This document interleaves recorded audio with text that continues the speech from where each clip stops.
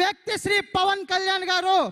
మన జన సైనికులందరూ ఒక్కటే ఆలోచించుకోవాల్సింది, గత 10 సంవత్సరాలుగా నేను నా పని చేసుకుంటూ జెండా మోసుకుంటూ ఉన్న వ్యక్తిని, అక్కడ చీపురుపల్లిలో కుటుంబ పాలనలో మధ్యలో ఉన్న వ్యక్తిని తీసుకొచ్చి ఈరోజు ఇంత పెద్ద వ్యక్తుల మధ్యలో కూర్చోబెట్టి నిలబెట్టి మాట్లాడిస్తున్నారని అంటే అది ఒక జనసేన పార్టీకి మాత్రమే చెందుతుంది. ఇంకా ఏ వ్యక్తి ఏ పార్టీకి చెందదని తెలియజేస్తున్నాను. మళ్ళీ ఈ యొక్క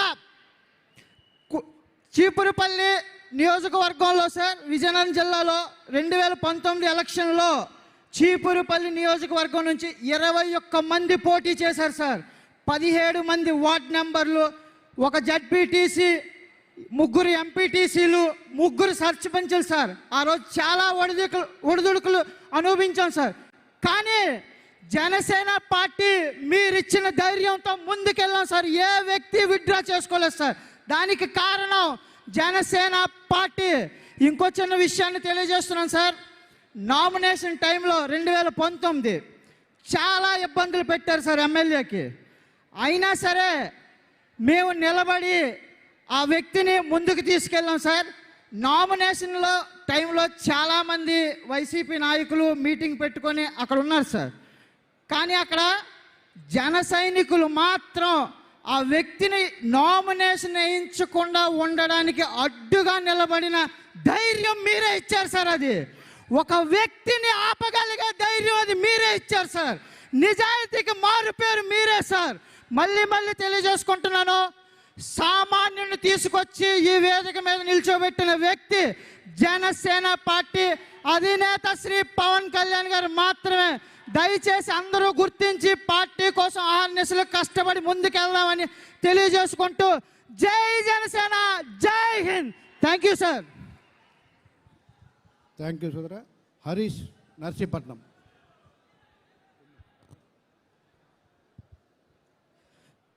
సభా ప్రాంగణాన్ని అలంకరించిన జన సైనికులకు, వీర మహిళలకు, సభా వేదికను అలంకరించిన పెద్దలకు, శాసనసభ్యులకు, ప్రభుత్వాన్ని అలంకరించిన ఉప ముఖ్యమంత్రి గారికి, ప్రభుత్వాన్ని అలంకరించిన పవన్ కళ్యాణ్ గారికి, ప్రభుత్వాన్ని అలంకరించిన మన అన్నయ్యకు హృదయపూర్వక నమస్కారాలు తెలియజేసుకుంటున్నాను. నా పేరు హరీష్ గొల్లవిల్లి, మాది నర్సీపట్నం నియోజకవర్గం.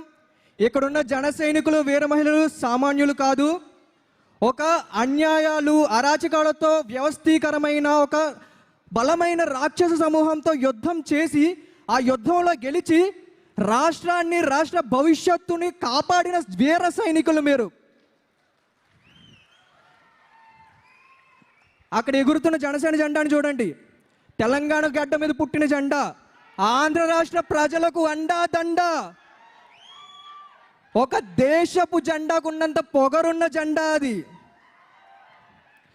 అన్యాయాలకు, అరాచకాలకు గురై వ్యవస్థలతో పోరాడి ఆశల్ని చంపుకొని ఉన్న ప్రతి ఒక్కరికి గుండెల్లో ఆశల్ని చిగురించే జెండా అది. జనసేన జెండాకున్న పొగరు ఎలాంటిదంటే, మనం క్షమించాలి, సోషల్ మీడియాలోని డిబేట్లలోని చాలా కాన్ఫిడెంట్గా మాట్లాడినవాడిని. దశాబ్ద కాలపు నిరీక్షణ తర్వాత అన్నయ్య పక్క నుండి మాట్లాడడం వల్ల కొంచెం వెన్నులో వణుకు పుడుతుంది. చాలా మాట్లాడదాం అనుకొని వచ్చాను, కానీ ఇక్కడికి వచ్చిన తర్వాత అన్నయ్యని చూసిన తర్వాత, అన్నయ్య పక్కన నుంచున్న తర్వాత చేతులు వణుకుపోతున్నాయి. సరే, కంటిన్యూ చేస్తాను. జనసేన జెండాకున్న పొగరు అలాంటిది. ప్రత్యర్థుల గుండెల్లో దడలు పుట్టించే జనసేన జెండా అది. అలాంటి జెండాని పోటీ చేసిన 21 చోట్ల రెపరెపలాడించిన వీర సైనికులు మనందరం.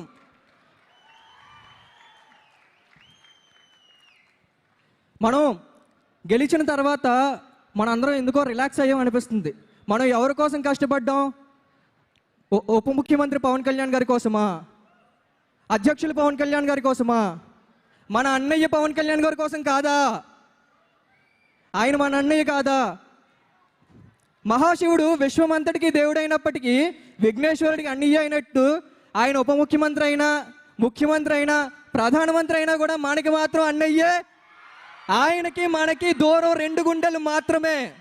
ఆయన మన సొంత అన్నయ్య, ఇది మన సొంత party Janasena party. Janasena party కోసం మనం శ్రమించాం, గెలిపించాం. గెలిచిన తర్వాత ఎందుకో కొంచెం రిలాక్స్ అయ్యాం. మనం ఆయన్ని ఉప ముఖ్యమంత్రి స్థానంలో కూర్చోబెట్టాం. ఇది మనకి సరిపోతుందా? మన కోరిక నిజమవ్వాలంటే ఏం చేయాలి? పదవుల కోసం ప్రాకులాడితే సాధ్యమవుతుందా? ఫోటోల కోసం ఎగబడితే సాధ్యమవుతుందా? మరేం చెయ్యాలి? ప్రభుత్వం అమలు చేస్తున్న ప్రతి పథకాన్ని ప్రజల్లోకి తీసుకెళ్ళాలి. పవన్ కళ్యాణ్ గారు చేస్తున్న ప్రతి పథకాన్ని ప్రజల్లోకి తీసుకెళ్ళాలి. ఇవన్నీ చేసి మనం కష్టపడినప్పుడే మన కోరిక నిజం అవుతుంది. అనియ దశాబ్ద కాలం నిరీక్షణ తర్వాత నాకు ఈ అవకాశం వచ్చింది అనియ. ఒక 2 నిమిషాలు ఎప్పటి నుంచో మీకు చెప్పాల్సిన మాట ఒకటి చెప్పేసి ముగించుకుంటాననియ. 2017లో ఔత్సాహికల ఎంపిక ప్రక్రియ అని చెప్పి విశాఖపట్నం అంబేద్కర్ కాలనీలో పెట్టారన్న, అంబేద్కర్ భవన్లో. అప్పుడు నేను స్పీకర్గా సెలెక్ట్ అయ్యానయ్య. 2018 జూన్ 6వ తారీఖున నర్సీపట్నంలో ప్రజా పోరాట యాత్ర చేసే సమయంలో మీతో 10 నిమిషాలు మాట్లాడే అవకాశం దొరికిందనియా. మీరు నా గురించి మొత్తం తెలుసుకున్నారు. అప్పుడు చాలా ఆకతాయిగా ఉండేవాడిని, చదువు మీద శ్రద్ధ ఉండేది కాదు, తల్లిదండ్రులు అంటే రెస్పెక్ట్ ఉండేది కాదు. నా గురించి విని నేను చాలా దిగువ మధ్యతరగతి కుటుంబం నుంచి వచ్చినాడు అనియా. మా నాన్నగారు 2 ఉద్యోగాలు చేస్తూ రెక్కల కష్టంతో నన్ను చదివించేవారు. మీరు నా కథ మొత్తం విని నీకు జనసేన జెండా పట్టుకునే అర్హత లేదు, నువ్వు ముందు నీ లైఫ్లో ఏదైనా సాధించిన తర్వాతే నా పార్టీ కోసం పనిచేయన్నారు మీరు. ఆ తర్వాత చదువు మీద శ్రద్ధ పెట్టాను, కష్టపడ్డాను, ఉద్యోగం సాధించాను. ఆ తర్వాత జనసేన పార్టీకి మనం ఎలా ఉపయోగపడాలి, మనం ఏం చేయాలి పార్టీ బలోపేతం కోసం అని ఆలోచించి రాష్ట్రంలో జనసేన పార్టీకి కానీ మీకు కానీ విమర్శలు చేసే వాళ్ళకి బలంగా కౌంటర్లు ఇచ్చేవాళ్ళు తక్కువగా ఉన్నారనిపించింది అనియా. అప్పుడు వాయిస్నే నా బలంగా డెవలప్ చేసుకున్న తర్వాత రఫ్ ఆడించడం స్టార్ట్ చేశానని. ఒక్కొక్కరిని ఎవరైనా మిమ్మల్ని విమర్శించారా? వైసీపీ వాళ్ళు ఒక్కొక్కరిని రఫ్ ఆడించేవాడిని. కొందరు అప్పట్లో అడ్రస్ పెట్టు బ్యాచ్ ఉండేవాళ్ళనియా. ఫోన్లు చేసి నేను చంపేస్తాం, నరికేస్తాం, అడ్రస్ పెట్టు అనేవాళ్ళు. మనం ఏమైనా తక్కువ? మనల్ని ఎవడరా ఆపేది మోటివేషన్తో ముందుకెళ్ళే వాళ్ళం మనం. నేను కూడా రండ్రా, ఎంతమంది వస్తారు రండి, నేను ఒక్కడనే వస్తాను చూసుకుందాం అని చెప్పి అడ్రస్ పెట్టేవాడిని. Mangalagiri party office address పెట్టేసేవాడిని.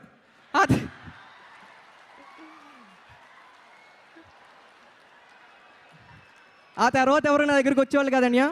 అనియా ఆ రోజు మీతో జరిగిన 10 నిమిషాల సంభాషణ వల్ల అంత 19 ఏళ్ల యువకుడు, ఆ రోజు ఆకతాయిగా గడిపే 19 ఏళ్ల యువకుడు ఈరోజు నెలకు 1,50,000 సంపాదించి పార్టీలో గుర్తింపు సాధించి మీ ముందు నుంచొని మాట్లాడుతున్నాడు అనియా. అనియా థ్యాంక్ యూ అనియా. ఇది నా తల్లిదండ్రులు మీకు చెప్పమన్నారు. నాకు ఇంత చక్కటి అవకాశం ఇచ్చిన ప్రతి ఒక్కరికి ధన్యవాదాలు. Thank you so much. జై హింద్. థ్యాంక్ యూ సోదరా. డాగల్ సతీష్, రామచంద్రాపురం.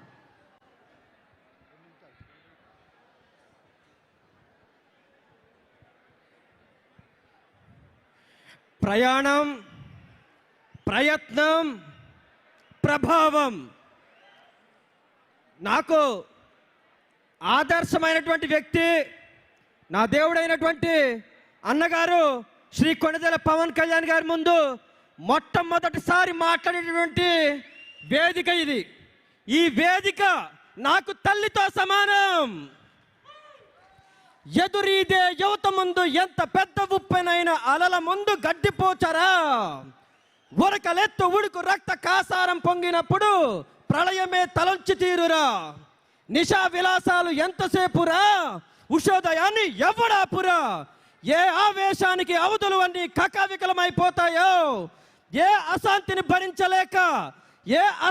భరించలేక శాంతి కపూతం సైతం సింహనాదమై గర్జిస్తుందో, ఆ యువశక్తిని, ఆ నవశక్తిని, ఆ బడబాగ్ని, ఆ విప్లవాన్ని అణిచివేసేది ఎవరు చెప్పండి ఒక్కసారి మీరు అందరూ కూడా. ఎందుకంటే ఇది ఒక దశాబ్ద కాలం పాటు అన్నగారితో ప్రయాణం చేసినటువంటి వ్యక్తిని, ఒక వ్యక్తి, ఒక సామాన్యుడు ఎక్కడో మొగుడు పిల్లలిద్దరు కూడా ఉద్యోగం చేసుకుంటూ ఒక సామాజిక స్పృహతో, అన్నగారి మీద అభిమానంతో రాజకీయాల్లో ఎదగాలి, రాజకీయాల్లో ఒక ఐడెంటిఫికేషన్ తెచ్చుకోవాలనే ఉద్దేశంతో ప్రయాణించినటువంటి వ్యక్తి. ఆ వ్యక్తి ఒక నియోజకవర్గంలో, ఒక మండలంలో, హోరు వైసీపీ గాలిలో ఆ వ్యక్తి ఇచ్చినటువంటి స్ఫూర్తితో ఒకే మండలంలో 17,000 ఓట్లు ఎలా తెచ్చుకున్నాడు అనడానికి ప్రత్యక్ష నిదర్శనం అన్నగారు శ్రీ కొణిదెల పవన్ కళ్యాణ్ గారు. ఆయన ఇచ్చినటువంటి స్ఫూర్తి ఎక్కడా కూడా ఎవ్వరికి కూడా తలొగ్గలేదు, ఏ రోజు కూడా భయపడలేదు, ఎక్కడ అసంతృప్తి చెందలేదు. కానీ ఒక్కటి మాత్రం నిజం, ఎవరైనా సరే మనస వాచ కర్మేణ ప్రయాణం చేస్తే నాయకుడిగా ఎదగొచ్చు. నిన్న మీటింగ్లో కూడా అన్నయ్య చెప్పారు, మీకు నాయకత్వం అనేది వస్తుంది, ఆ నాయకత్వానికి ఎంతో ఓపిక కావాలి, సహనం కావాలి అని చెప్పారు. అలా ప్రయత్నం చేస్తే వచ్చినటువంటి ఒక గుర్తింపు అది కేవలం జనసేనాని శ్రీ పవన్ కళ్యాణ్ గారు ఇచ్చింది.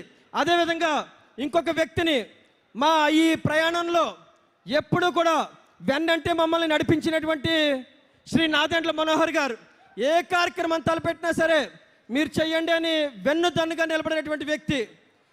అదేవిధంగా వేదిక మీద ఉన్నటువంటి ప్రతి ఒక్కరిని కూడా స్మరించుకుంటూ ఇటువంటి చక్కటి అవకాశాన్ని మాకు కల్పించినటువంటి మీ అందరికీ కూడా శిరస్సు వంచి నమస్కారాలు తెలియజేసుకుంటూ ఒక్కసారి చెప్పండి, అన్నా శ్రీ కొణిదెల పవన్ కళ్యాణ్ గారి నాయకత్వం, అన్నా శ్రీ పవన్ కళ్యాణ్ గారి నాయకత్వం. జై జనసేన, జై జనసేన. థ్యాంక్ యూ సోదరా. రియా పాలకొల్లు.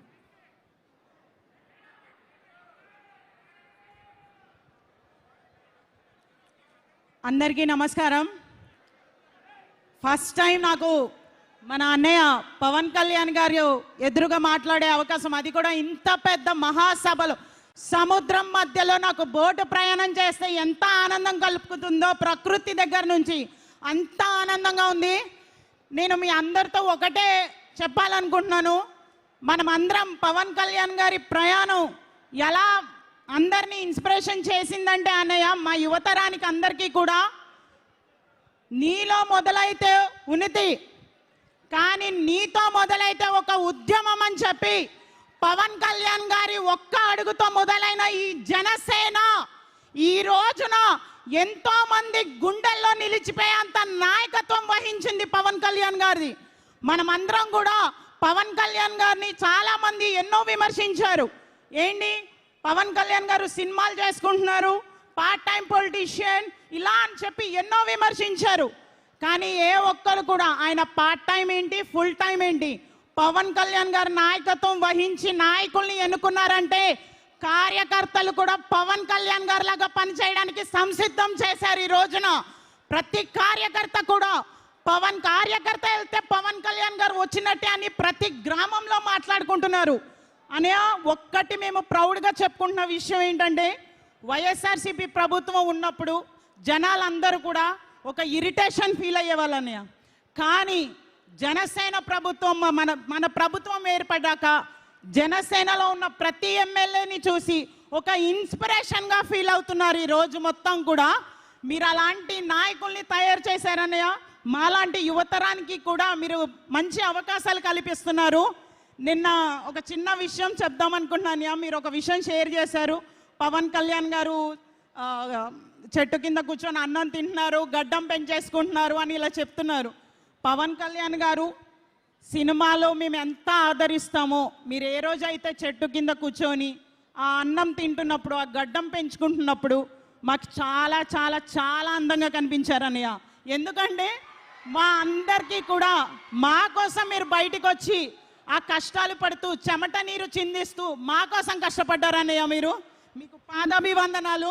చాలా మా అందరి తరఫున, వీర మహిళలందరి తరఫున, జన సైనికులందరి తరఫున పాదాభివందనాలు అన్నయ్య. మీ అందరూ ఒకటే గుర్తుపెట్టుకోండి, పవన్ కళ్యాణ్ గారు రాకముందు, పవన్ కళ్యాణ్ గారు వచ్చిన తర్వాత మహిళలకి ఎటువంటి భరోసా కల్పించారంటే, పవన్ కళ్యాణ్ గారు రాకముందు మహిళలందరూ కూడా భద్రత కోసం మాత్రం పోరాటం చేసేవాళ్ళు. కానీ పవన్ కళ్యాణ్ గారు నాయకత్వం వచ్చాక భద్రత జనసేన పార్టీకి వదిలేసి మా ఆశయాల కోసం, మా హక్కుల కోసం పోరాడే రోజులు తీసుకొచ్చారు అన్నయ్య. ఈరోజు ప్రతి ఆడబిడ్డ అన్యాయం జరిగినా ధైర్యంగా ఎదుర్కొంటుంది.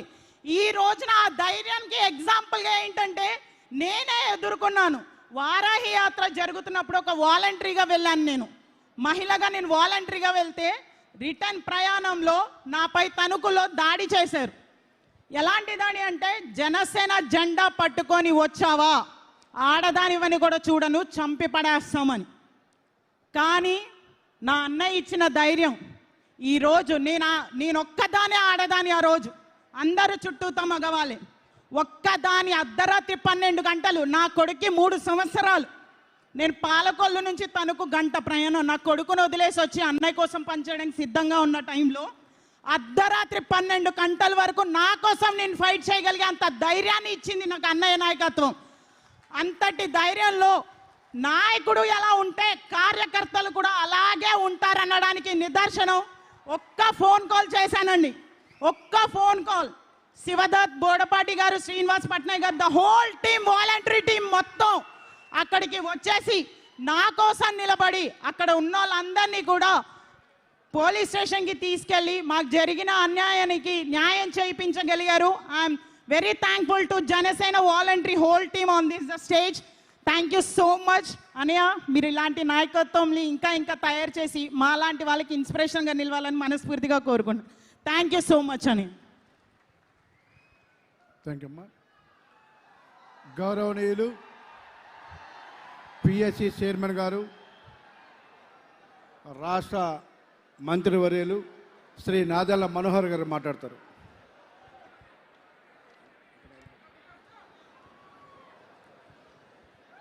వేదికను అలంకరించిన జనసేన పార్టీ అధ్యక్షులు,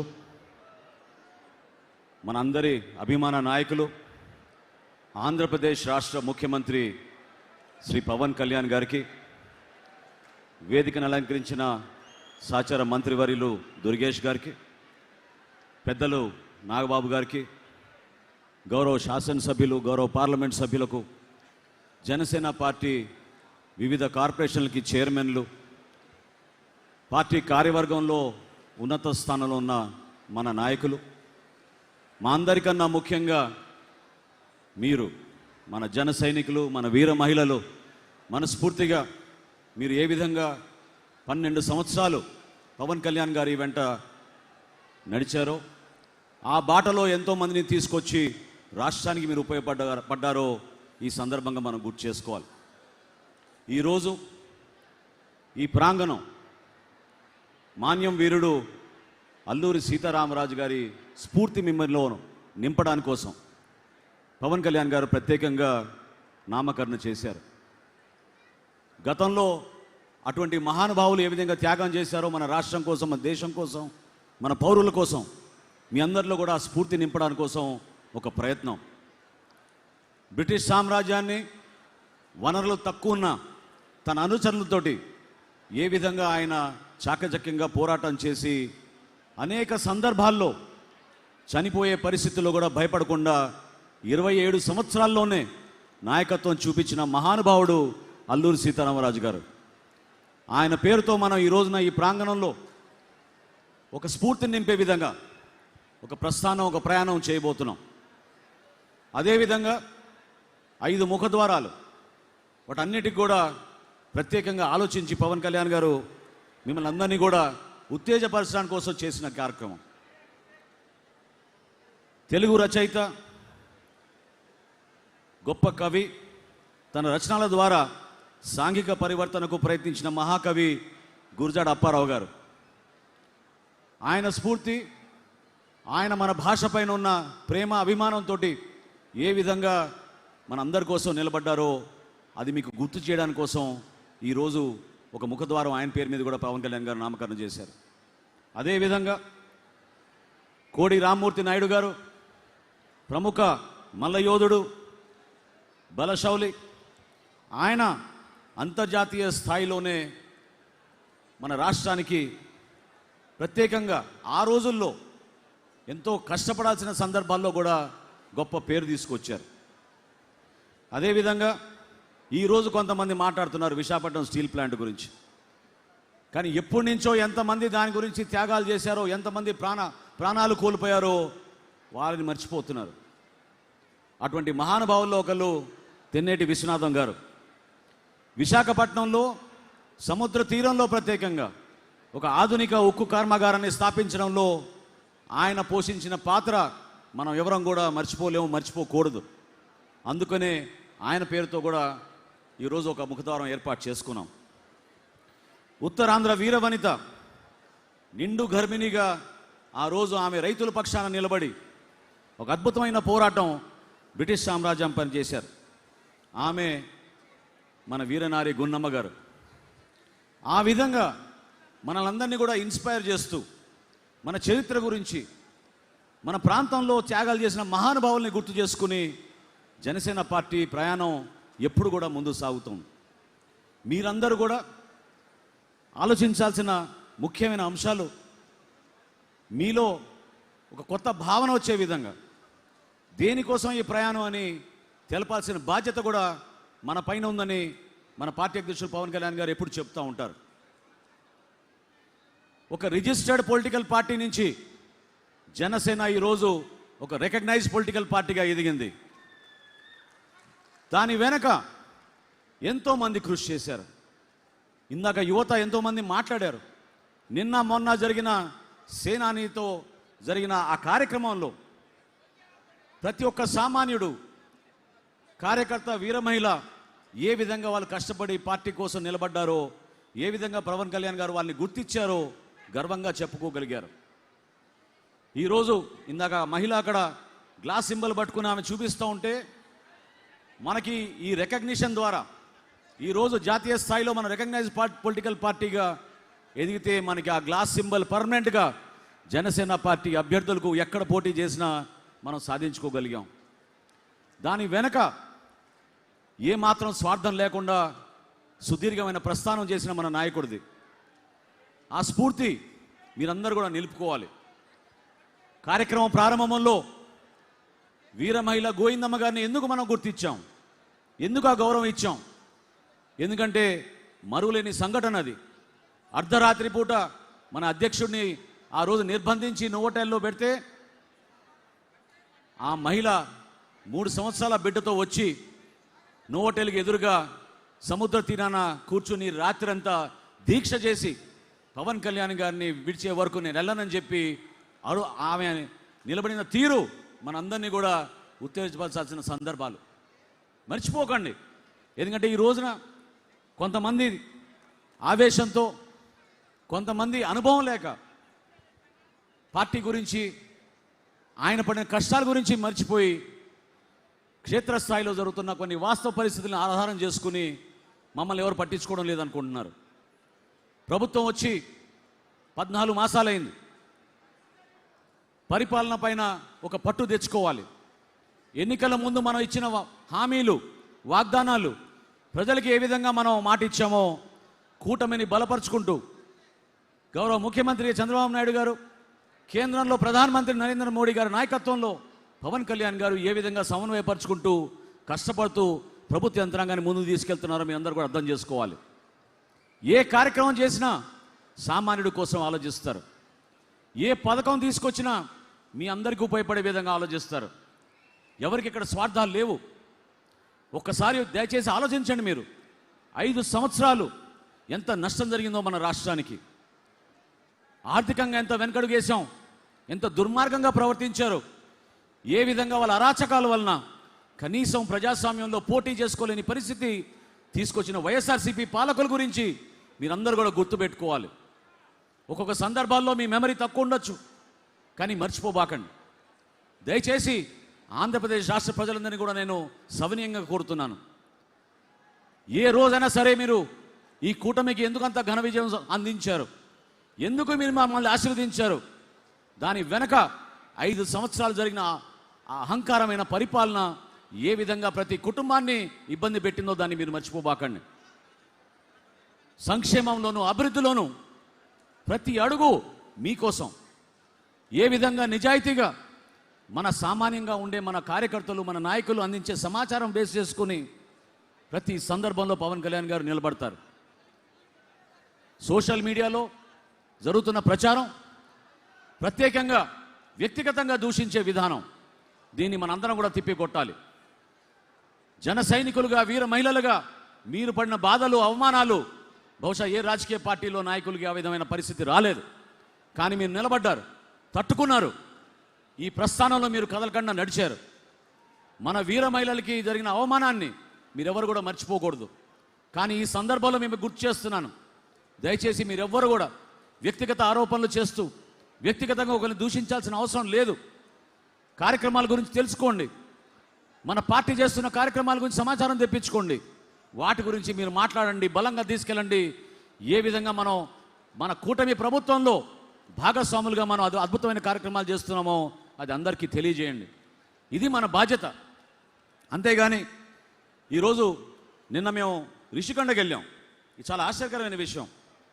453 కోట్ల రూపాయలతోటి తన నివాసం కోసం ఖర్చు పెట్టుకుంటే ఒక మహానుభావుడు ఈరోజు పత్రికలో రాస్తారు, పైనుంచి పెచ్చులుడిపై పడిపోతే 4 అంగుళాలు దూరం పడింది, అది కావాలని జరిపారు. అక్కడ నీళ్లు కూడా ఎక్కడి నుంచో వచ్చినట్టు ఒక పత్రికలో సగం పేజీ రాశారు ఇవాళ. అంటే ఇంతకన్నా దుర్మార్గమైన ఆలోచనలు ఉంటాయి చెప్పండి? మేము అక్కడ వెళ్ళినప్పుడు హడావిడిగా మేము పోయి 4 ముక్కలు ఎరగొట్టి నీళ్ళేసి ఈ విధంగా కట్టారని చెప్తామా? అంత అవసరమా? అసలు నువ్వు ఎందుకు 453 కోట్ల రూపాయలతోటి నీ సొంత ఇంటి కోసం ఖర్చు పెట్టావు చెప్పాలి జగన్మోహన్ రెడ్డి గారు. ఋషికొండలో పర్యావరణానికి జరిగిన నష్టం, రాష్ట్ర ప్రజల్ని మోసం చేసి ఏ విధంగా డబ్బుల్ని దుర్వినియోగం చేసి సొంత అవసరాల కోసం వాడుకున్నారో ప్రజలకి జవాబు చెప్పాలి. ఇటువంటి దుష్ప్రచారాలు కావాలని కొంతమంది మీడియాలో చేస్తున్న ప్రచారాన్ని కొట్టగలిగే శక్తి కేవలం మనకే ఉంది. మన జన సైనికులు, వీర మహిళలు, దయచేసి మీరు చేస్తున్న ప్రతి కార్యక్రమాల్లో పార్టీ అధ్యక్షులు పవన్ కళ్యాణ్ గారు ఇచ్చిన సందేశాన్ని మీరు తీసుకెళ్ళండి. ఎక్కడ కూడా పొరపాటు జరగకూడదు. ప్రజాస్వామ్యాన్ని పరిరక్షణ కోసం, ప్రజాస్వామ్యాన్ని నిలబెట్టడం కోసం, యువతకు ఒక అద్భుతమైన అవకాశం కల్పించడం కోసం పవన్ కళ్యాణ్ గారు ఏ విధంగా ముందు తీసుకొచ్చారో మీరు చూశారు. మీలోనే నాయకత్వం కావాలని కోరారు ఆయన. ఈరోజు కూడా నేను ఇందాక నా మీటింగ్లో అందరికన్నా ముందు మాట్లాడినప్పుడు ఒక మాట చెప్పాను. ఈరోజు వేదిక మా కోసం కాదు, ఎవరైతే పార్టీ కోసం నిలబడ్డారో కార్యకర్తలు, మన జన సైనికులు, వీర మహిళలు, వాళ్ళని ఆహ్వానించి వాళ్ళకి ఈ వేదిక ఇమ్మని మన పార్టీ అధ్యక్షులు కోరారు. ఈ రోజున మీరు గెలిపిస్తేనే మేము గెలిచాం, మీరు ఆశీర్వదిస్తేనే మాకు ఈ పదవులు వచ్చినాయి. పవన్ కళ్యాణ్ గారి నాయకత్వంలో ప్రజల్లోకి మనం తీసుకెళ్లాల్సింది ఒకటే ఒకటి. కూటమిని మనం బలోపేతం చేసుకుంటూ 3 పార్టీల్ని సమన్వయపరచుకోవాల్సిన బాధ్యత మనందరికీ ఉంటుంది. ప్రతి ఒక్కరికి పదవులు రావు. అదేవిధంగా నాయకత్వం కోరితే మీకు రాదు. నాయకత్వం కావాలంటే మీలో ఒక బలమైన ఒక తపన, పనిచేసే ఒక నమ్మకం మీలో రావాలి. ఆలోచించండి, మీరు ఒక డిసిప్లిన్ ఉండాలి, ఒక కమిట్మెంట్ ఉండాలి, మీలో కష్టపడే మనస్తత్వం ఉండాలి. అప్పుడు ఆ నాయకత్వం వస్తుంది. మనం చేసే ప్రతి కార్యక్రమం ఈరోజు తెలుగు రాష్ట్రాల్లో 12,34,000 సభ్యత్వం మనం చేయగలిగామంటే అది కేవలం మీరందరూ చేసిన కృషి. నిజాయితీగా కష్టపడ్డారు పార్టీ పిలుపు మేరకు, మర్చిపోలేము ఆ సంఘటనలు. పార్టీ నుంచి మేము చేయాల్సిన కార్యక్రమాలు ఎప్పుడు కూడా మీకోసం అంకిత భావంతో చేసుకుని ముందుకెళ్తాం. నేను పార్టీ చేరక ముందు పవన్ కళ్యాణ్ గారితో అనేక సందర్భాల్లో మాట్లాడుకున్నప్పుడు ఒక ముఖ్యమైన అంశం నేను చాలా సందర్భాల్లో ప్రస్తావించాను. పదవుల కోసం కాదు మేము చేసిన ప్రయాణం. నేను అప్పటికే శాసనసభాపతిగా ఉన్నాను. పవన్ కళ్యాణ్ గారు ఎప్పటి నుంచో సమాజానికి అంకితం అయిపోయారు. దేనికోసం ఈ ప్రస్థానం అని అనుకున్నాం ఆ రోజున? ఈ ప్రస్థానం మీకోసం, మీకు ఒక చక్కటి వేదిక జనసేన ద్వారా కల్పించడానికి కోసం, ఈ పార్టీ ద్వారా భారతదేశంలో, రాష్ట్రంలో ఒక మార్పు తీసుకొచ్చి ప్రజాస్వామ్యాన్ని నిలబెట్టి ప్రతి ఒక్కరికి మేలు చేయడానికి కోసం, ఒక తపనతో పనిచేయడానికి కోసం ఈ కార్యక్రమం. అంతేగాని స్వార్థ రాజకీయాల కోసమో స్వలాభం కోసం కాదు ఈ ప్రయాణం. మీరందరూ కూడా ఒక అంకిత భావంతో, ఎన్నికలు అయిపోయినాయి, 14 మాసాలు పూర్తయిన ప్రభుత్వం వచ్చిన తర్వాత మన బాధ్యత ఏంటనేది మీరు ఆలోచించాలి. నిలబడండి, ఒకే ఒక మాట మీద నిలబడండి. మన పార్టీ అధ్యక్షులు పవన్ కళ్యాణ్ గారు మనకి ఏం చెప్తారో అది చేద్దాం, దానికి అంకిత భావంతో పనిచేద్దాం, ప్రజల్లోకి తీసుకెళ్దాం. ఇది మన బాధ్యత. ఎన్నికలు వచ్చినాయా రాలేదా, ఎవరికి ఎన్ని సీట్లు వస్తాయి దాని గురించి కాదు. నిలబడాల్సింది మన పార్టీని మనం బలోపేతం చేసుకోవాలి, సంస్థాగతంగా ముందుకు తీసుకెళ్ళాలి. ఆ ప్రస్థానంలో మనం భారతీయ జనతా పార్టీ నాయకుల్ని గౌరవించాలి, తెలుగుదేశం పార్టీ నాయకుల్ని గౌరవించుకోవాలి. క్షేత్రస్థాయిలో జరుగుతున్న ప్రతి ప్రభుత్వ కార్యక్రమంలో జన సైనికులు, వీర మహిళలు పాల్గొనాలి. ఇది మన ప్రభుత్వంగా మీరు భావించుకొని ముందుకెళ్లాలని చెప్పి మిమ్మల్ని అందరినీ కూడా కోరుకుంటూ, ఇంత అద్భుతమైన అవకాశం 3 రోజుల నుంచి విశాఖపట్నంలో ఎంతోమందిని కలవగలిగాం. దూర ప్రాంతాల నుంచి కష్టపడి తిరిగి వచ్చారు. పేరు పేరున ఈ ఆహ్వాన కమిటీకి కష్టపడి పనిచేసిన మన గౌరవ శాసనసభ్యులకి, ఈ 12 మంది కమిటీలు ఏదైతే వారం 10 రోజుల నుంచి అహర్నిశలు కృషి చేశారు ఇటువంటి ఏర్పాటు చేయడానికి, పోలీస్ సిబ్బందికి, అధికారులకు, మన పార్టీ అధ్యక్షులు పవన్ కళ్యాణ్ గారికి మనకి ఇటువంటి వేదిక కల్పించినందుకు గర్వంగా మనం జనసేన అని చెప్పుకునే విధంగా ముందుకెళ్ళడానికి ఆయన కల్పించిన ఈ అవకాశాన్ని నేను ప్రత్యేకంగా ధన్యవాదాలు తెలుపుకుంటూ సెలవు తీసుకుంటున్నాను. జై జనసేన, జై జనసేన.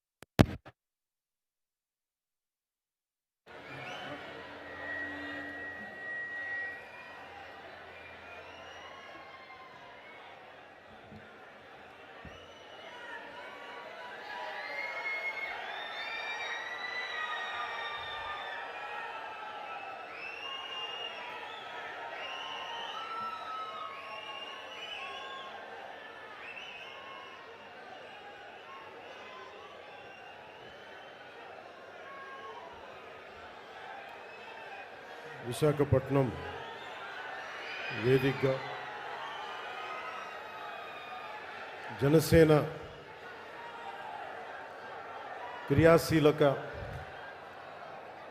క్రియాశీలకంగా పనిచేసే జన సైనికుల్ని కలవడం కోసం, ముఖాముఖి జరిపి వారి మాటలు వినడం కోసం, వారి సలహాలు, సూచనలు స్వీకరించి పార్టీని మరింత బలోపేతం చేయడానికి ఏర్పాటు చేసిన ఈ సభకి విచ్చేసిన మీ అందరికీ పేరు పేరున నా హృదయపూర్వక నమస్కారం. అలాగే ఈ సమావేశాన్ని గత 10 రోజులుగా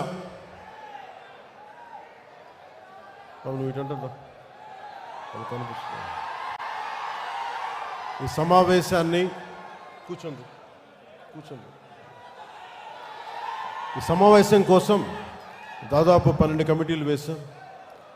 మన ఎమ్మెల్యేలు, అలాగే మన ఈ ప్రత్యేకించి ఈ నియోజకవర్గం ఎమ్మెల్యే వంశీ గారు, మన విశాఖపట్నం నాయకులు నాదెండ్ల మనోహర్ గారి ఆధ్వర్యంలో మన ఉత్తరాంధ్ర నాయకులు అందరూ, రాష్ట్ర నాయకులు అందరూ కలిసికట్టుగా పనిచేసి జనసేన క్రియాశీలకంగా పనిచేసే జన సైనికులు, వీర మహిళలు అందరూ ఈ సమావేశం కోసం కష్టపడ్డారు. మీ అందరికీ నా ప్రత్యేకమైన ధన్యవాదాలు, కృతజ్ఞతలు. అలాగే గత 3 రోజులుగా విశాఖపట్నంలో పోలీస్ సిబ్బంది అందిస్తున్న సహకారానికి మనస్ఫూర్తిగా నా ధన్యవాదాలు తెలుపుకుంటా ఉన్నాను.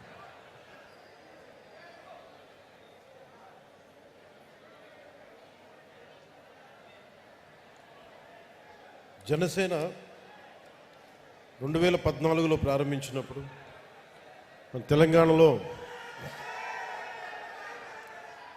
పోరాటాల గడ్డ తెలంగాణ, అలాంటి పోరాటాల గడ్డలో తెలంగాణలో ప్రారంభించాం.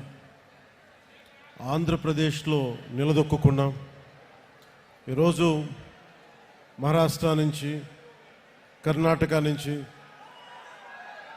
ఒరిస్సా నుంచి, తమిళనాడు నుంచి అందరూ మేము కూడా వస్తాం, మన పార్టీ ఉనికి అక్కడ లేకపోయినప్పటికీ మేము కూడా దీంట్లో భాగస్వామి అవుతాం అని వచ్చేసిన కర్ణాటక, తమిళనాడు, మహారాష్ట్ర, ఒరిస్సా నుంచి వచ్చిన జన సైనికులకి, వీర మహిళలకి నా హృదయపూర్వక నమస్కారం. మనస్ఫూర్తిగా ఆంధ్రప్రదేశ్ విశాఖపట్నం మేము మనస్ఫూర్తిగా హృదయపూర్వకంగా మిమ్మల్ని ఆహ్వానిస్తుంది. పార్టీ ప్రారంభించినప్పుడు దారి తెన్ను తెలియదు నాకు. కేవలం నమ్మకం, సగటు మనిషి, మిడిల్ క్లాస్ వ్యక్తి ఒకప్పుడు రాజకీయాలు శాసించేవాడు. అలాంటి మిడిల్ క్లాస్ వ్యక్తులు, మేధావులు రకరకాల విధంగా విడిపోయారు. సమస్య వచ్చినప్పుడు ప్రతి ఒక్కళ్ళు వాళ్ళదైన పర్స్పెక్టివ్ తోటి, వాళ్ళదైన దృక్పథంతో ఉండే పరిస్థితుల్లో నాకు అనిపించింది సగటు మనిషి మాట్లాడే కోపం ఎలా ఉంటుంది, ఆవేదన ఎలా ఉంటుంది, వీటి నుంచి పుట్టింది జనసేన. సరిగ్గా వచ్చే సంవత్సరం 26 మార్చి 14కి ఒక పుష్కర కాలం అవుతుందంటే 12 సంవత్సరాలు. ఈ దశాబ్ద కాలం నిజంగా చెప్పాలి నాకు తెలియలా. నా పిల్లలు పెద్దోళ్ళు అయిపోయారు. ఒకప్పుడు నేను వాళ్ళని ఎత్తుకునే స్థాయిలో ఉండే వాళ్ళు ఇప్పుడు నన్ను వాళ్ళు ఎత్తుకునే స్థాయిలో హైట్లు అయిపోయారు అందరూ. అంటే ఇవన్నీ నాకు తెలియకుండా, అంటే నాకు ఎంతసేపు బాధ్యతల్ని మోయటంలో నా కుటుంబాన్ని కూడా మర్చిపోయాను. కుటుంబాన్ని కూడా చెప్పాలంటే ఒకలాగా విస్మరించాను. సినిమాలు దృష్టి సారించలేకపోయాను. కానీ ఏమి దృష్టి సారించలేకపోయినా, దేనిమి చేయలేకపోయినా కానీ నా జనసేన, నా జన సైనికులు, మా వీర మహిళలు, నా సమాజం, నా నేల, నా దేశం, వీటిని మీద ఎప్పుడు దృష్టి అస్సలు సంపూర్ణ దృష్టి పెట్టాను. అన్నీ వదిలేశాను. కానీ దాని ఫలితం అనుకుంటే ఈ రోజున భారతదేశంలోనే అత్యంత ఘనమైన విజయం సాధించాం మనం 100% స్ట్రైకింగ్ రేట్ తోటి.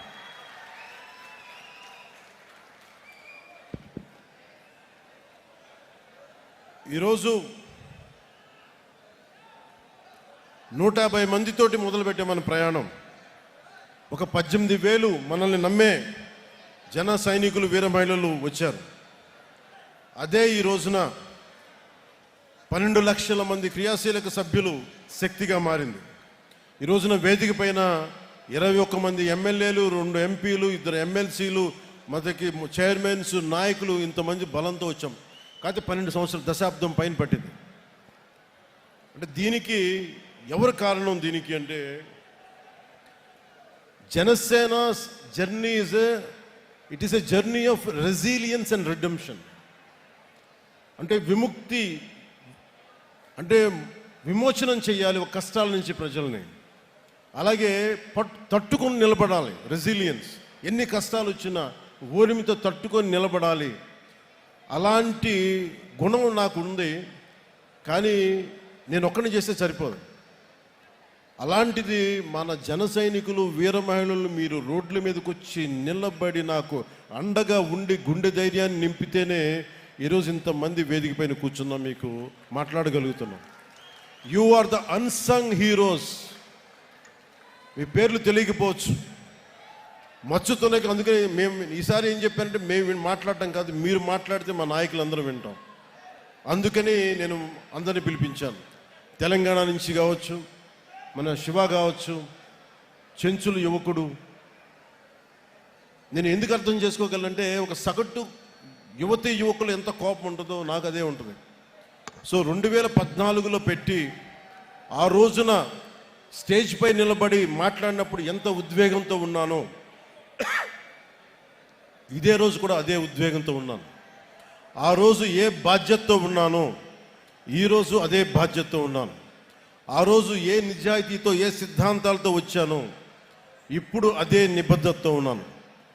దెబ్బలు తగిలిన ప్రతి దెబ్బకి రాటు తేలేను తప్ప నా విశ్వాసం ఎప్పుడు సన్నగిల్లలేదు, నా నడక తడబడలేదు.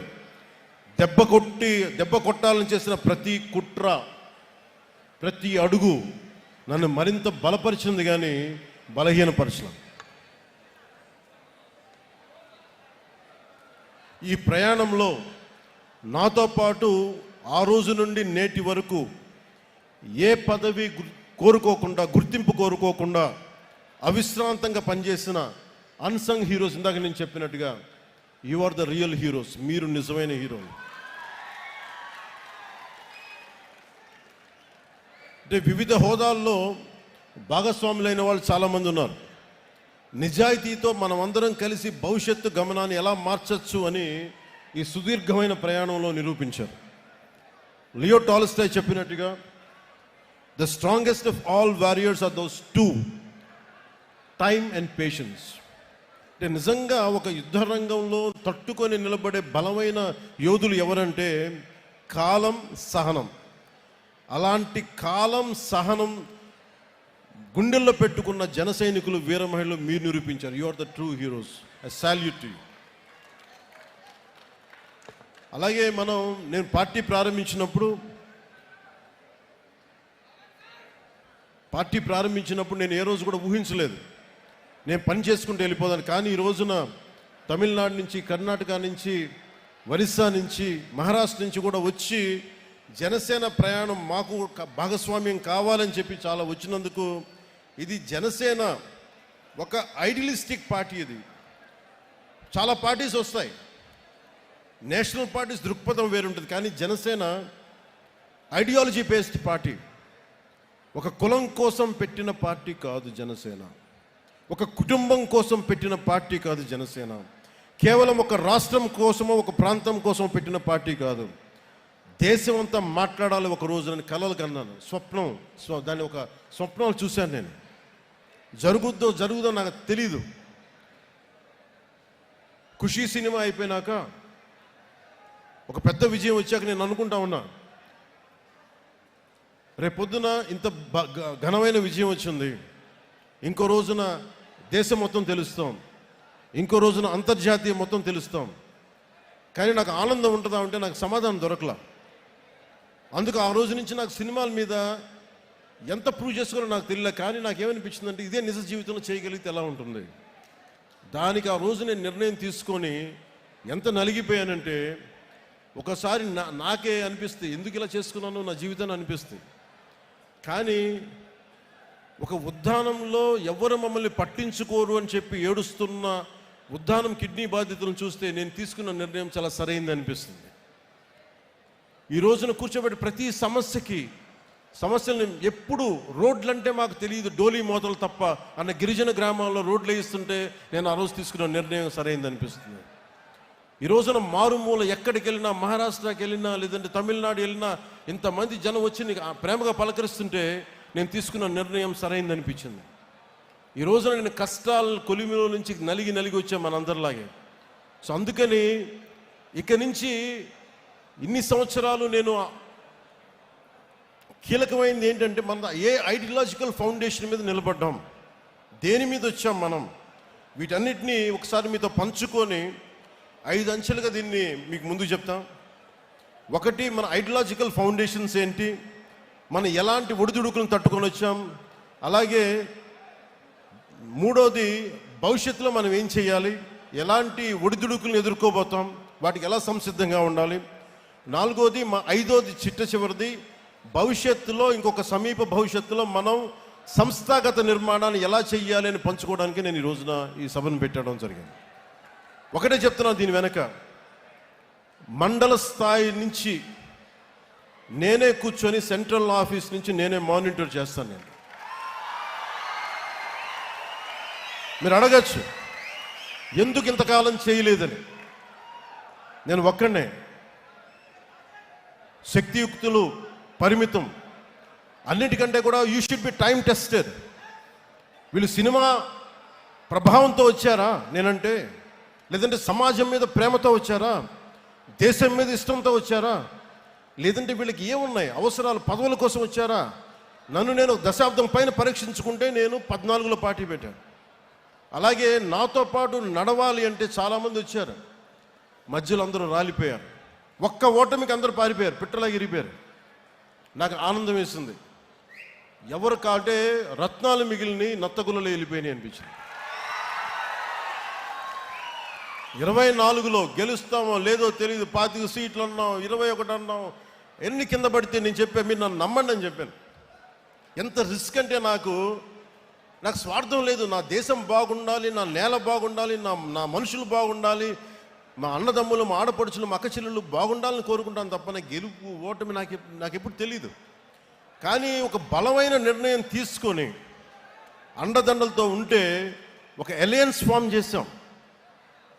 ఈ రోజున వేదిక పైన ఇంతమంది కూర్చున్నారు, ఇంత పదవులు వచ్చినాయి అంటే మనం విడిగా వెళ్ళిపోతే వచ్చిండేదా రాదా అనేది అది ఎప్పుడు ఒక డిబేట్. అది నేను ఛాన్సెస్ తీసుకోదలుచుకోలే.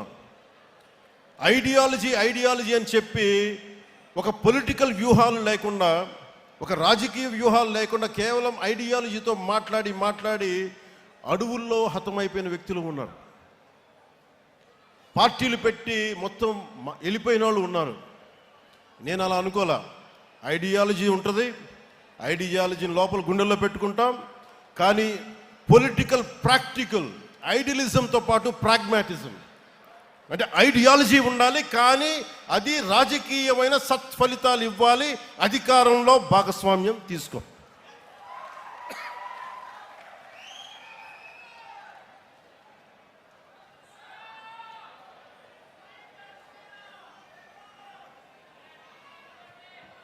అంటే ఇవన్నీ చేసేటప్పుడు ఎలా ఉంటుందంటే, ఒక పార్టీని నడిపే బాధ్యతలు నడిపే వ్యక్తిగా చాలా ఇబ్బందులు ఉంటాయి. నేనేమనుకుంటానంటే, నేను ఎప్పుడు నిస్వార్థంగానే పనిచేసుకుంటూ వెళ్ళాను. సత్ఫలితాలు ఇవ్వాలి, నేను దారి దోపిడీలు చేయాల, కాంట్రాక్టులు తీసుకోవాలా.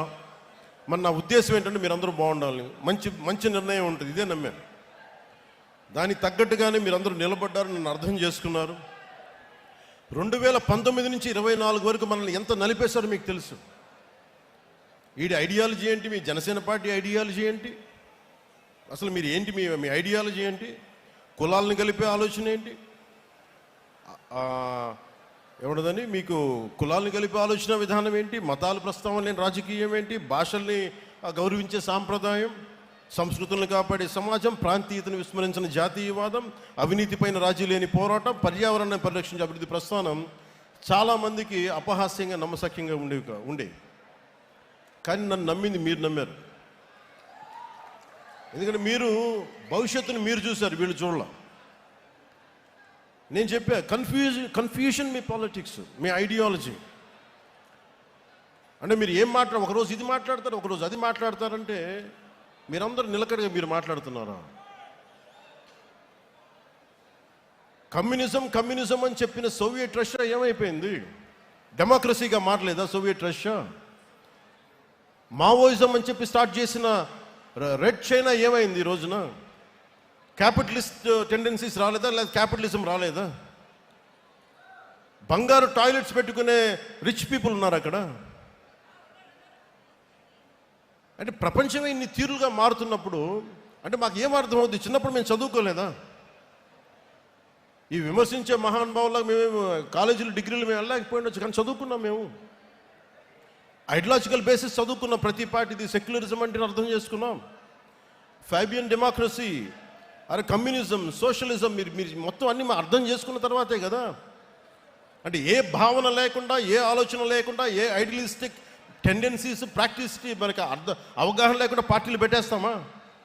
అంటే సినిమాలో కూర్చొని డ్యాన్సులు చేసి, సినిమాలో కూర్చొని డైలాగులు చెప్తే వాళ్ళకి అవగాహన ఉన్నదనుకుంటున్నారా మీరు? అంటే రాజకీయాలు అంటే కూర్చోబెట్టి తెల్లగడ్డలు పెట్టుకొని హుందాగైన జుట్లు దువ్వుకొని సీరియస్గా ఇలా నమ్ముతూ ఇలా ఉంటే అలా అవసరం లేదు. సినిమాలు చేస్తాం, అన్నీ చేస్తాం, వాటితో పాటు లోపల రగిలే అగ్నిగుండంలా ఉంటుంది మా గుండె. కష్టాల మీద కోపాలు ఉంటాయి మాకు.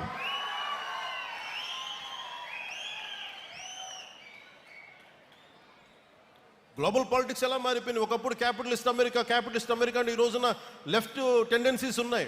లెఫ్ట్ వింగ్ అని మాట్లాడుతూ ఉన్నారు.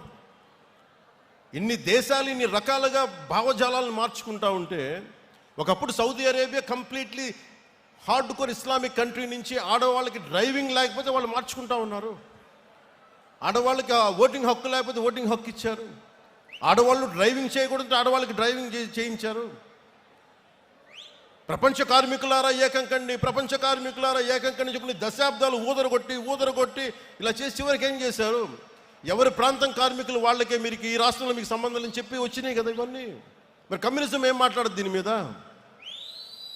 మీరే ఇన్ని రకాలుగా మారినప్పుడు ఇవన్నీ అర్థం చేసుకునే మేము 7 సిద్ధాంతాలుగా మాట్లాడాం. అవగాహన లేక కాదు, సంపూర్ణమైన అవగాహనతోనే మాట్లాడాం. అవగాహన లేకుండా మాట్లాడతామా? ఏమి చదవకుండా వస్తామా?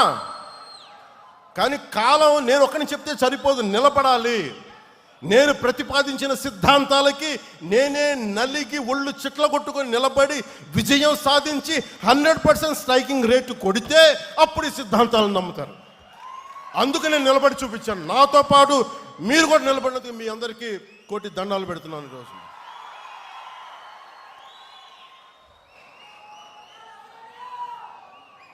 Love you.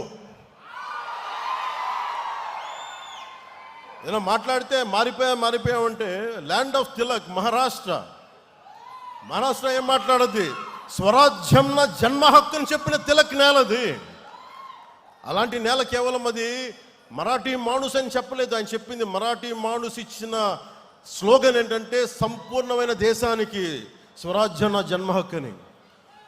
అలాగే కూర్చోబెట్టి మనకి ఏది తీసుకున్నా, తమిళనాడు తీసుకున్నా, ఏమి తీసుకున్నా, ల్యాండ్ ఆఫ్ మన సుబ్రహ్మణ్య భారతి, సుందర తెలుగు అని చెప్పిన వ్యక్తి, అన్నీ అర్థం చేసుకున్న మహానుభావులు, వాళ్ళ దారుల్ని వాళ్ళ ఆలోచన విధానాన్ని మర్చిపోయారు అందరూ.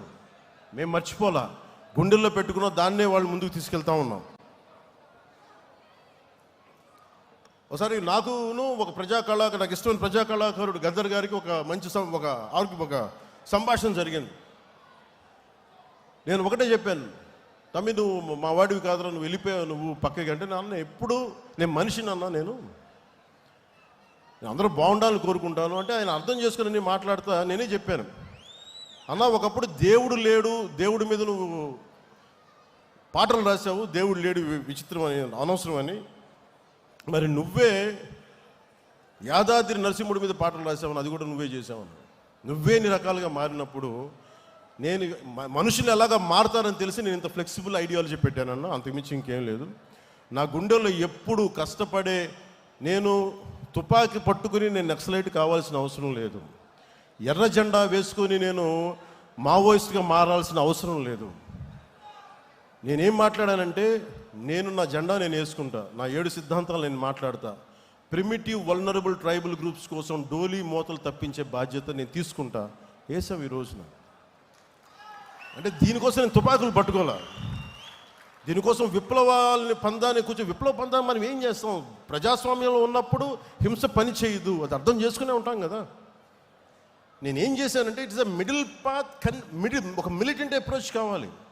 ప్రజాస్వామ్యబద్ధంగా తుపాకీ పట్టుకోకుండా అక్కడ పట్టుకున్న మన జెండా కర్రే ఆయుధం అవసరమైతే మన గుండెల్లో ఉన్న మాటే తోట అవ్వాలి. మార్పు ఎందుకు రాదు? ఇందాక మీరు రియా గారి మాట వింటున్నారు, పాలకుల నుంచి వీరమహిళ. అర్ధరాత్రి 12 గంటలకి ఒక ఇంతమంది మగవాళ్ళు మధ్యలో ఆ పార్టీ మగవాళ్ళందరూ కూర్చోబెట్టి నేను చంపేస్తామంటే ఒంటరి మహిళల కూర్చొని 3 గంటల సేపు పోరాటం చేసిందంటే ఎంత సత్తా ఉండాలి, ఎంత ధైర్యం ఉండాలి, ఎలాంటి ధైర్యం నింపుకున్నారు. దేనికి అంటే మనం నిలబడతాం, మన సిద్ధాంతాల మీద అంత పట్టుదల, అంత బలం, ఇవన్నీ చేయడానికి కదా మనం నిలబడింది ఇక్కడ. ఇవన్నీ ఎలా ప్రూవ్ చేయాలంటే ఒక దశాబ్దం నడవాలి దీని మీద. పవన్ కళ్యాణ్ కూర్చోబెట్టి ఇక్కడ మనకి హోటల్లో ఆపేస్తే చంపేయడానికి పోలీసులు తీసుకెళ్ళడానికి ప్రయత్నాలు చేస్తే మేమేం భయపడలే. చెయ్యి. మా కార్యకర్తల మీద, ఇప్పుడున్న విజయ్ కుమార్ గారి మొత్తం నాయకులందరి మీద, సందీప్ పంచకర్ల అందరి మీద మన సందీప్ గారి మీద మీ కేసులు 307 కేసులు పెట్టారు. 15 మంది ఉత్తి పుణ్యానికి భరించామని. అక్కడ మనం కూర్చోబెట్టి అమరావతిలో ధర్నా చేస్తామంటే కూర్చోబెట్టి మేము దాడులు చేస్తూ ఉంటారు. ఇప్పటం కోసం వెళ్దామంటే మీరు కూర్చోబెట్టి బ్లాకులు చేస్తారు. ఏ రోజు భయపడలా. ప్రధానమంత్రి గారు స్వయంగా నాకు తెలిసినప్పటికీ కూడా, ఇంత ఇబ్బంది పెడుతున్నప్పటికీ కూడా విశాఖపట్నంలో ఒక్క ఫోన్ కాల్ నేను పిఎంఓ ఆఫీసు కానీ హెచ్ఎంఓ ఆఫీసు కానీ చేయలేదు. ఎందుకంటే ఇది మా నేల, మేము పోరాడతాం ఇక్కడ. నేను ప్రధానమంత్రి గారిని, హోంమంత్రి గారిని నేను సహాయం అడిగాను, నా అంత బలహీనం ఇంకెవలేడు. నా అలాంటి వాడు పార్టీని మూసేసి వెళ్ళిపోవడం బెటర్. అందుకనే బలంగా తీసుకున్నా. ఉంటే ఉంటాం, పోతే పోతాం, చూద్దాం. వీళ్ళు రౌడీలు అంటే వీళ్ళందరూ గత పార్టీ పాలకులంతా రౌడీలు అంట, చంపేస్తారంట, మీదకి వచ్చేస్తారంట. అంటే నేను ఒకటే అనుకుంటా, మీరు ఎంత మావాడు చెప్పాడు ఇందాక, ఎంతమంది వస్తారు రండి, నేను చూస్తాను. ఎంతమంది వస్తారు రండి, నేను ఒక్కనే ఉంటాను రండి. నాలాంటి పిచ్చ మా వాళ్ళందరికీ, మా ఆడపడుచులకి ఉంటుంది, మా జన సైనికులకి ఉంటుంది. రౌడిజం చేయకండి, మా దగ్గర తప్పుందా మేము ఒక సరిదిద్దుకుంటాం. లేదా పాలసీ మాట్లాడతారా, మాట్లాడండి. దౌర్జన్యాలు చేస్తాం, మేము చింపేస్తాం, చంపేస్తాం అంటే అస్సలు మా ఇన్ని పాత కథలు. మా రక్తం సల కాగుతూ ఉంటుంది. మా రక్తం భయపడం, వాటికి క్షేమం కోరుకుంటాం, ప్రజాక్షేమం. భయపడటాలు ఉండవు మా దగ్గర, పోరాటాలే ఉంటాయి. మా ఆడపడుచులు చెప్తా ఉన్నా, నేను మాట్లాడుతూ ఉంటే పేరెంటాలకు వెళ్ళాలి, కానీ పోరాటాలు కూడా చేయాలి. మన సంస్కృతిని పరిరక్షించుకోవాలి.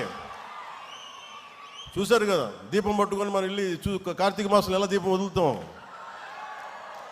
అలాగే అవసరమైతే కత్తి కూడా పట్టుకోవాలి. అవసరమైతే కత్తి అంటే నా ఉద్దేశంలో నిజం కత్తి కాదు, మాటే కత్తి అనుకోండి.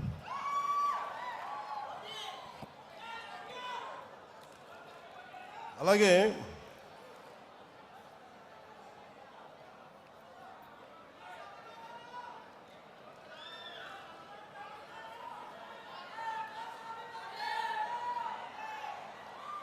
ఇప్పుడు మన ముందున్నది, మనం సాధించగలిగి కొంచెం రోడ్ మ్యాప్ మీకు చెప్తాను. ఎలా మిమ్మల్ని అందరినీ ఒకటి చెప్పి మీకు మళ్ళీ తిరిగి ఇది చెప్పేసి మళ్ళీ మీకు దీనికి వస్తాను. నేను అనుకుంటున్న road map membership to leadership. ఈరోజు మీరు క్రియాశీలక సభ్యత్వం తీసుకొని మీరు ఒక కార్యకర్తగా, ఒక జన సైనికుడిగా, వీరమహిళగా ఉంటున్నారు. మీరు ఎప్పుడు అలా ఉండకూడదు. మీరు నిత్యం ఎప్పుడు కూడా మీరు ఎదుగుతూనే ఉండాలి. దానికి నేను ఏం చేయాలని ఆలోచిస్తా ఉన్నాను. కింద నుంచి రావాలి నాయకులు అనేవాడు. దానికి నేను ఒక స్ట్రక్చర్డ్ ఫ్రేమ్వర్క్, శివుడి త్రిశూలం, పరమశివుడి త్రిశూలం ఉంటుంది కదా, ధర్మం శక్తి, ధర్మం, రహస్యం, అది ప్రతీక దానికి. అలాగే జనసేన ఇప్పుడు మెంబర్షిప్ కోసం చేయబోతున్నది వెరీ స్ట్రక్చర్డ్ ఫ్రేమ్వర్క్. అలాగే ప్రతి క్రియా సభ్యుడికి గుర్తింపు, నాయకత్వం, భద్రతతోటి ఈ త్రిశూల్ ప్రోగ్రామ్ని మన దసరా తర్వాత స్టార్ట్ చేయబోతున్నాం. అది ఎలా ఉంటుందనేది ఈ కొన్ని ముక్కలు మాట్లాడేసి మీకు తెలియజేస్తాను. ఎందుకంటే ఇది ఇంక మీరు అడగచ్చు, ఇప్పుడు దాకా నువ్వు ఎందుకు చేయలేదు అంటే నేను ఒకటే చెప్తాను. ఇందాక మన విజయనగరం నుంచి మన కుర్రోడు వచ్చి, జన సైనికుడు వచ్చి కూర్చోబెట్టి హుషారుగా మాట్లాడేస్తా ఉంటే నేను చెప్పాను, నువ్వు ఇంట్లో బాధ్యతలు నిర్వర్తించిన వాడు పార్టీకి ఏం చేస్తావు? మీ నాన్నగారు 2 ఉద్యోగాలు చేసి కష్టపడతా ఉంటే నువ్వు వచ్చి నా చుట్టూ తిరిగితే నాకు ఆనందం రాదు. నువ్వు ముందు బాగా చదువుకు, బాధ్యతలు నిర్వర్తించు. అంటే ఈరోజు 1.5 లక్ష రూపాయలు సంపాదిస్తున్నానన్నానంటే నాకు అప్పుడు ఆనందం అనిపించింది. నాకు ఇప్పుడు రా, యు ఆర్ వెల్కమ్. అంటే ఇవన్నీ ఎందుకు చెప్తున్నానంటే, నాకు ఆషామాషిగా గాలికి తిరిగేవాళ్ళు వద్దు. నాకు మీ పని, politics is not for business. Politics is not for business. Politics is not for making money. Politics is to do something. To take the next generation from here till the next step, next level. ఇక్కడి నుంచి ఇంకొక స్థాయికి తీసుకెళ్ళాలి. నేను అలాంటి వాళ్ళు కావాలని కోరుకుంటున్నా. మనం ఇదివరకులా అడవుల్లోకి వెళ్ళలేము. కూర్చోబెట్టి కులం రంగు, మతం రంగు కూర్చొని పోరాటాలు చేయాలి. ఎంతకాలం చేస్తాం? కుల పోరాటాలు ఎంతకాలం చేస్తాం? మత పోరాటాలు ఎంతకాలం చేస్తాం? ప్రాంతీయ పోరాటాలు ఎంతకాలం చేస్తాం? కూడుగుడ్డ కావద్దా? ఉద్యోగాలు కావద్దా? ఉద్యోగ భద్రత కావద్దా? నాకు స్కిల్ డెవలప్మెంట్ కావద్దా? మరి దీనికోసం ఎవరు మాట్లాడతారు? మన కులపోడి చేస్తారు. జరుగుద్ది అక్కడెక్కడన్నా? అలా ఎప్పటికీ జరగదు. మాట్లాడితే కూర్చోబెట్టిన కొంతమంది మాట్లాడుతూ ఉంటే నువ్వు కులం గురించి మాట్లాడదాం. అవునా, నేను కులంలో పుట్టాను, ఏం చేయను దానికన్నా? నేను కులం కోసమే ప్రయాణిస్తే కుల నాయకుని అయ్యేవాడిని కదా. నేను కులం కోసం ఒక్కదానికి రాలేదు. నేను నేను సంపూర్ణ మానవాళి కోసం వచ్చాను. జాషువా విశ్వనరుడు అన్న కాన్సెప్ట్ని గుండెల్లో పెట్టుకొని వచ్చాను నేను. సో అన్ని కులాలని గౌరవిస్తాం, అన్ని ప్రాంతాలని మతాలని గౌరవిస్తాం, కానీ తప్పులు జరుగుతున్నప్పుడు సరిదిద్దుతాం. ఈ ఆలోచనతో వచ్చాను. అందుకని నేను ఎందుకు ఈ ప్రక్రియ మొదలుపెట్టానంటే, వేదిక పైన ఉన్న నాయకులందరికీ మీ విలువ తెలియాలని ఈ మీటింగ్ పెట్టాను. నాకు తెలిసేలాగా, నాయకులు తెలుసు, తెలియని వాళ్ళు ఎవరం కాదు, కానీ ఎంత స్థాయి మీరు గుండెలోని చెప్తే, ఒక ఆడపడుచు 3 ఏళ్ల బిడ్డను తీసుకొని నోవాటెల్ హోటల్ ఇలా కూర్చొని మా అన్న వస్తాడు, మా అన్నకి ఏం కాకూడదనంటే, ఒక ఆడబిడ్డ భద్రతను వదిలి వచ్చింది తన అన్న కోసం అని అంటే, అది ఆ రోజు ఏదో మన సినిమా కాదు అది. ఓకే, మీరంతా నా కోసం రండి, మేము ఎదుగుతాం, అలా కాదు. మీరు ఎదగడానికి మేము కష్టపడాలి. అందుకే నేను నడిచి చూపించాం. మన నాయకులకి ఇది అర్థమైతే, మనం ఎంత కష్టపడి మీరందరూ మమ్మల్ని గెలిపించారో మా వాళ్ళందరికీ అర్థమైతే, జనసేన ఒక రోజున, ఇది నా గట్ ఫీలింగ్, నిన్న కూడా చెప్పాను. ఇప్పుడు తమిళనాడు నుంచి వచ్చి మొన్న చాలామంది, ఒక 40,000 మంది 50,000 మంది జాయిన్ అవుతామని చెప్పారు. తమిళనాడు జనాభా 6 కోట్లు 7 కోట్లు ఉంటే నేను చెప్పాను, అలాగే మహారాష్ట్ర నుంచి, లాతూర్ నుంచి, షోలాపూర్ నుంచి వచ్చి జాయిన్ అవుతాను. తెలంగాణలో మనకి ఎలాగ ఉన్నాడు, ఒరిస్సా నుంచి, బరంపురం నుంచి వచ్చి మాట్లాడుతూ నేనేం చెప్పానంటే, నేను పుట్టిన ఆంధ్రప్రదేశ్లోనే నేనేం కోరుకోను, నేను పెరిగిన తెలంగాణలో నేనేం కోరుకోను, బాగుండాలని కోరుకుంటాను. కానీ నిలబడాలంటే మీరు పోరాటం చేయాలి. ఈరోజు చూడడానికి మీరు అందరూ చిన్నపిల్లలాగే ఉన్నారు, ఒక 20 ఏళ్ళు 22 ఏళ్ళు 25 ఏళ్ళు, కానీ మీరు 20 ఏళ్ల తర్వాత మీరు దృష్టి ఉంది అంటే, ఈరోజు 2000 మేము పుష్కర కాలం పట్టింది నాకు, దాదాపు అంటే 12 సంవత్సరాలు పట్టింది, 10 సంవత్సరాల పైన, దశాబ్దం తర్వాత మనం కూర్చొని నేను ఒక ఇంతమంది ఎమ్మెల్యేలతో వచ్చాం, సర్టన్ అలయన్స్ గవర్నమెంట్ తోటి. అలాంటిది భవిష్యత్తులో మీ కర్ణాటకలో కావచ్చు, తమిళనాడులో కావచ్చు, లేదంటే ఒరిస్సాలో కావచ్చు, మహారాష్ట్రలో కావచ్చు, మీరు తెలంగాణలో కావచ్చు, మీరు వెళ్ళాలి అంటే మీరు పోరాటం మీరు చేయాలి. నేను దానికి కావాల్సిన సైద్ధాంతిక బలం ఇవ్వగలను, అవసరమైతే నా వనరుల్ని కొంత ఇవ్వగలను మీకు, కానీ మీరు నిలబడాలి. ఇప్పుడు చూశారు కదా, రియా అనే ఒక ఆడపడుచు ఎలా నిలబడిందో, మొత్తం ఒక్క ఆడపడుచు, ఇంతమంది గుండాలు వచ్చి మీద పడితే ఒక్కటే ఫైట్ చేసి తర్వాత మన నాయకులందరూ వెళ్ళి నిలబడితే అది వేరే, కానీ 3 గంటలు ఒక్కతే నిలబడింది. మీరు అలాంటి మానసిక స్థిరత్వం, స్థైర్యం మీకు ఉంటే, ఇది ఒక రోజున ఖచ్చితంగా ఇది Janasena will become a national party. కాకపోతే అంత తేలిక కాదు, అంత తేలిక కాదు. ఎందుకంటే నేను ఒక్కడిని అనుకుంటే సరిపోతుంది, అది సహజంగా క్రమంగా జరగాలి అది. సో అది మీరు హాస్యాస్పదంగా ఉంటుంది చూసే వాళ్ళకి, ఇలా అయిపోద్ది అనుకుంటారు. మనం నిలబడితేనే అవుద్ది, కష్టపడితేనే అవుద్ది. కానీ దాని వెనక పదవి అధికారం అనే కంటే కూడా మన దేశం, మన మూలాలు పరిరక్షించుకోవాలి. ఈ మైండ్ సెట్ ఉంటే మటు ఖచ్చితంగా వీ కెన్ గో అహెడ్.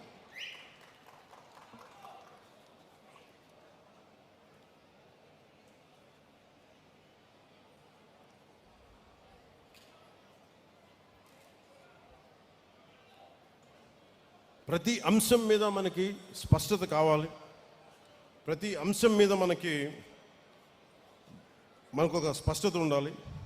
నేను వీటిని దృష్టిలో పెట్టుకొని త్రిశూల్ అనే ఇందాక చెప్పిన ఒక ప్రోగ్రాం పెట్టాం. ఈ త్రిశూల్ ప్రోగ్రాం ఏంటంటే,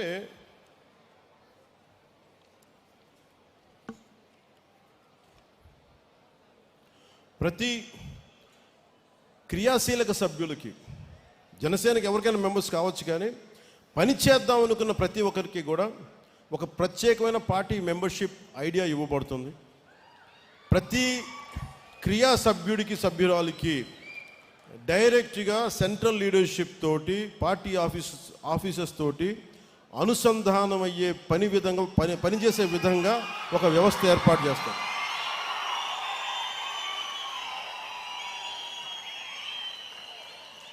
అంటే ఎందుకు చెప్తున్నానంటే, ఇది అన్న నీకు ఏం జరుగుతుందో తెలియట్లేదు అంటే, నేను ఎంత నలిగిపోతానంటే, నేను శివ అనే వ్యక్తిని నేను ఎలా పట్టుకుంటాను చెప్పండి. ఒక 18 ఏళ్ల శివ అనే ఒక చెంచుల కుర్రవాడు శ్రీశైలంలో ఉండే ఒక చెంచుల గ్రామం నుంచి, ఆ చెంచుల పెంట నుంచి వచ్చిన ఒక యువకుడు ఒక పగలు పూర్తి వర్షంలో తడిచిపోతూ హైదరాబాద్ ప్రశాసన నగర్ జనసేన ఆఫీసులో వెళ్తూ ఉంటే ఆ కుర్రాడు కూర్చున్నాడు. చూడటానికి వచ్చారా ఎవరో తెలియట్లేదు. అసలు దూరంగా ఉంటే నేను వెళ్తా వేరే మీటింగ్లో ఉండి పిలిచాను. బయట 2 కుర్రాళ్ళు లోపల రమ్మని చెప్పాను. వాళ్ళు చెప్తే అప్పుడు ఏం చెప్పాడంటే, మాకు నల్లమల్లో యురేనియం మైనింగ్ జరుగుతూ ఉందన్న, కలుషితం అయిపోతున్నాయి, మాకు ఏం చేయాలో తెలియట్లేదు, నాకు ఇంగ్లీష్ రాదు, గ్రీన్ ట్రిబ్యునల్ కంపెనీ మన ఫోన్ చేస్తేనేమో నాకు వాళ్ళు ఇంకా హిందీలో మాట్లాడుతున్నారు, లేదు ఇంగ్లీష్ నాకు 2 రావు, నాకు మా గ్రామాలు కలుషితం అయిపోతున్నాయి, మరి నా దగ్గరికి ఎందుకు వచ్చామంటే, ఇది ఎప్పుడు 2019లో 2 చోట్ల ఓడిపోయి మనకు డబుల్ బోనస్, డబుల్ ధమాకా, 2 చోట్ల ఓడిపోయి కూర్చుంటే మనకి ఏ నిస్సహాయ, నేనే ఏం చేయాలని కూర్చుంటే వచ్చిన సహాయం అడిగితే నేను నా పరిస్థితి ఆలోచించి నేను ఏం చేయాలి దీనికి అని. నేనేమనుకున్నానంటే, ఆ రోజు మన వి హనుమంతరావు గారు ఉంటే ఆయన కలవడానికి, కాంగ్రెస్ నాయకులను కలవడానికి వస్తే, నాకు ఆయన వ్యక్తిగత పరిచయం ఉంది, సరదా కలవడానికి వస్తే ఆయన అన్నారు, నేను ఈ అబ్బాయితో మన శివతో మాట్లాడుతాను, ఏంటంటే ఇలా అంటే ఇలా చేయండి. నేను అనుకున్నాను, శివ నాకు తెలియదు ఏం చేయాలో, ఒక్కసారి నాకు ఒక ఐడియా వచ్చింది, నేను ఒకసారి మన నాయకులు మనోహర్ గారితో మాట్లాడతాను, ఎందుకంటే ఆయన కూడా పర్యావరణ ప్రేమికుడు, ఆయనతో మాట్లాడతానని చెప్పి ఆయనతో మాట్లాడితే, సార్ నేను ఒక రౌండ్ టేబుల్ కాన్ఫరెన్స్ ఆయన ఏర్పాటు చేద్దామా, వీళ్ళకి జరుగుతున్న అన్యాయానికి మనం మాట్లాడచ్చా అంటే, ఖచ్చితంగానే ఆయన నాకు ఉత్సాహం ఇస్తే దానికి వి హనుమంతరావు గారు తోడై మేము కూడా వస్తాం కాంగ్రెస్ పార్టీ నుంచి. ఆ రోజున కమ్యూనిస్ట్ పార్టీలు వచ్చినాయి, చాలామంది పర్యావరణవేత్తలు వచ్చారు. తర్వాత మన ఇప్పుడున్న ముఖ్యమంత్రి, తెలంగాణ ముఖ్యమంత్రి, గౌరవ ముఖ్యమంత్రి శ్రీ రేవంత్ రెడ్డి గారు కూడా ఆ మీటింగ్లో ఉన్నారు.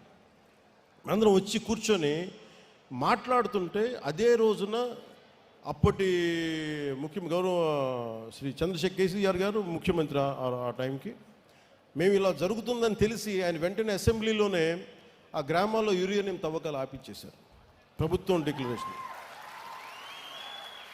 ఇది నేను ఎందుకు చెప్తున్నానో, ఇది అంటే ఒక యువకుడు తన గ్రామం నుంచి బయలుదేరి 1000 రూపాయలు అప్పు తీసుకొని, పక్కనే ఫ్రెండు, ఆకలికి సరిపోక బస్సుకే 200, 300 అయిపోయి మళ్ళీ వెళ్ళటానికి, ఇద్దరు వెళ్ళాలంటే ఇంకా కరెక్ట్గా 200 ఉందేమో, మీకు తెలుసు, వచ్చి నడవాలి, ఆటోల్లో రాలేరు, బస్సులు రాలేవు నేనున్న ప్రాంతానికి.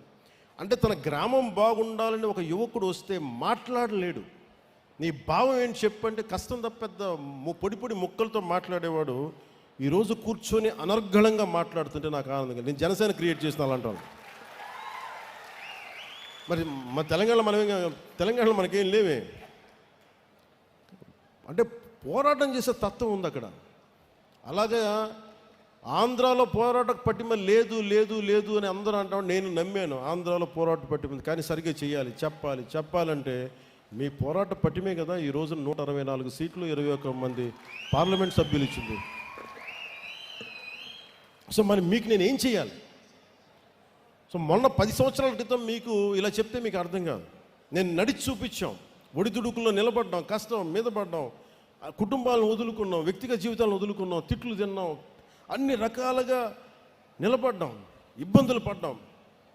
అంటే political leadership is not an easy task అని చెప్పడానికి నేను 10 దశాబ్దం పట్టి మీకు నడిచి చూపించాను. ఇప్పుడు నేను మిమ్మల్ని అడుగుతున్నా, you want to become leaders, మీకు నాయకులు కావాలని ఉందా?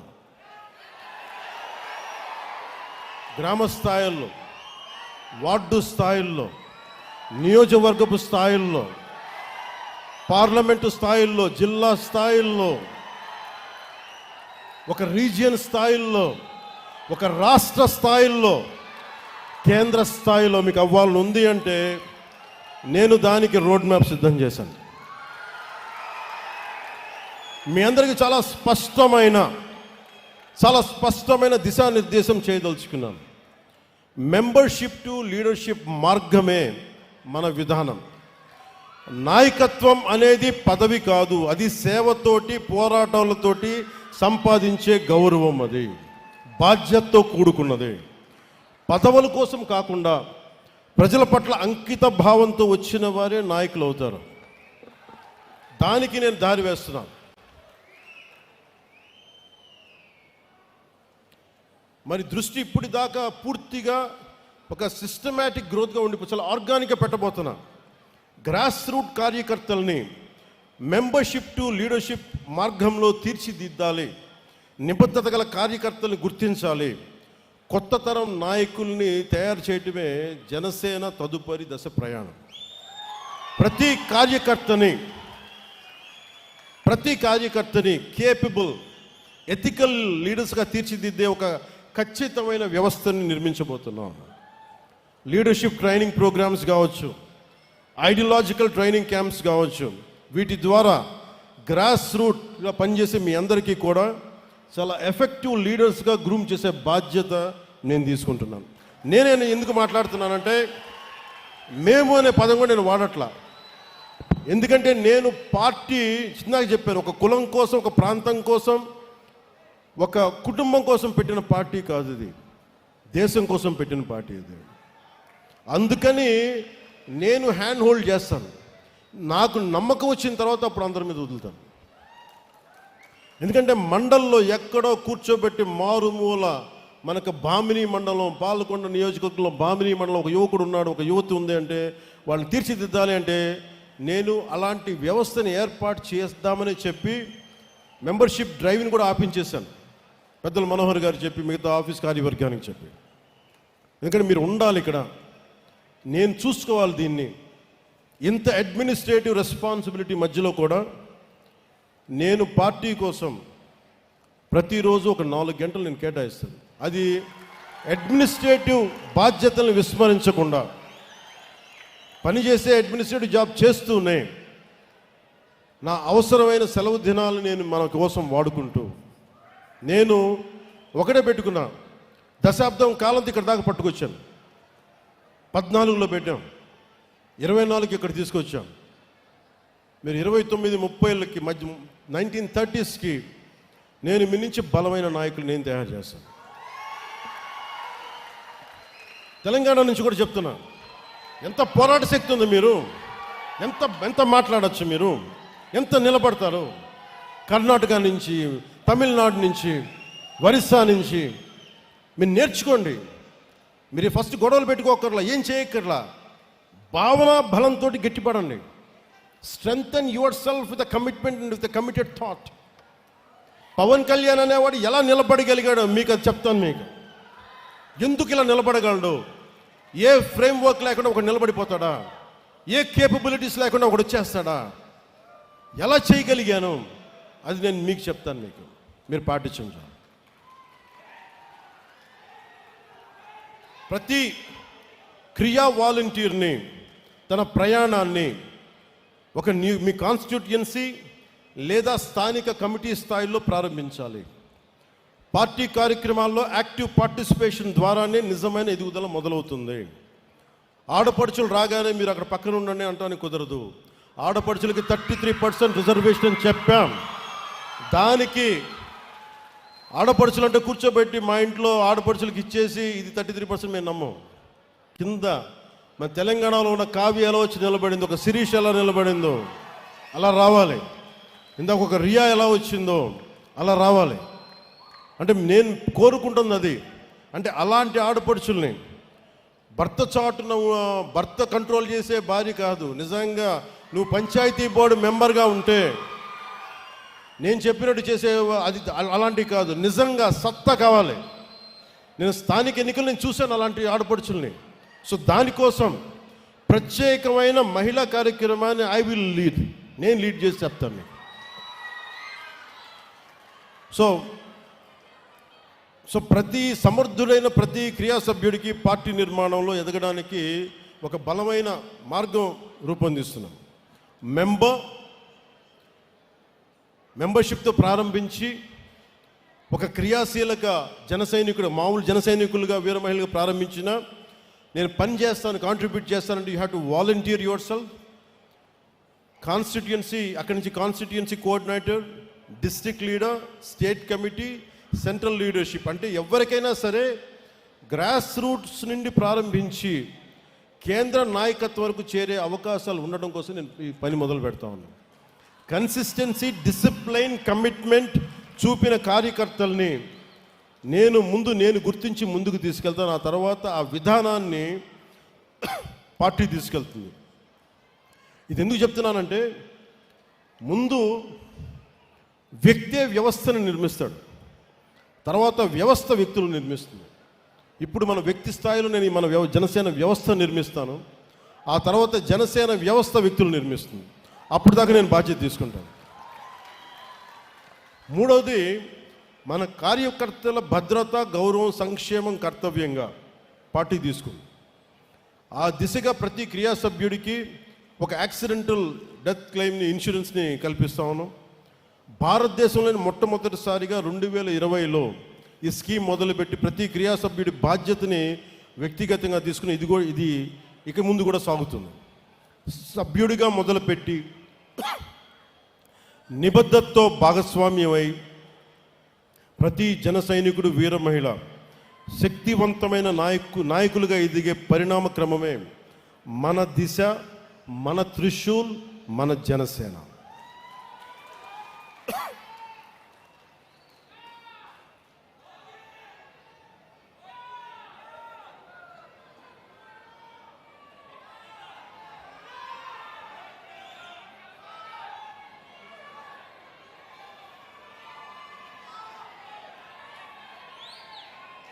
అలాగే మెయిన్గా మీకు కెపాసిటీ బిల్డింగ్ ఎలా క్రియేట్ చేయాలి, ఒక leadership development programme, workshops and seminars, capacity building platforms, exposure networking to interact with other leaders, ఒక కంటిన్యూస్ లెర్నింగ్, ఎప్పటికప్పుడు పొలిటికల్ క్లాసెస్, వస్తున్న సామాజిక ఈ ఛాలెంజెస్ని ఎలా ఎదుర్కోవాలి, ఇవన్నీ కూడా మీకు ట్రైనింగ్ తీసుకోబడతాయి.